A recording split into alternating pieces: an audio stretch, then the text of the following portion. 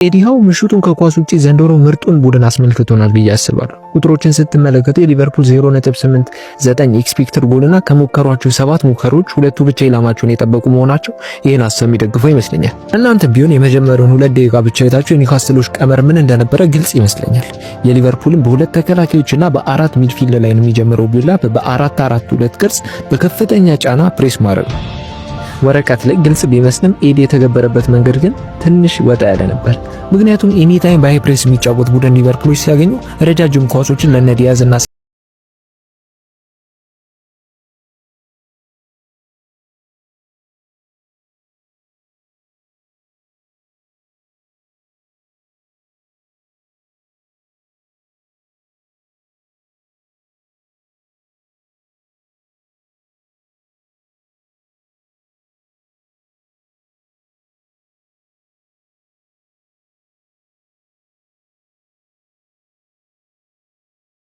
አላፈግፉ ተከላካዩን ያከሳል።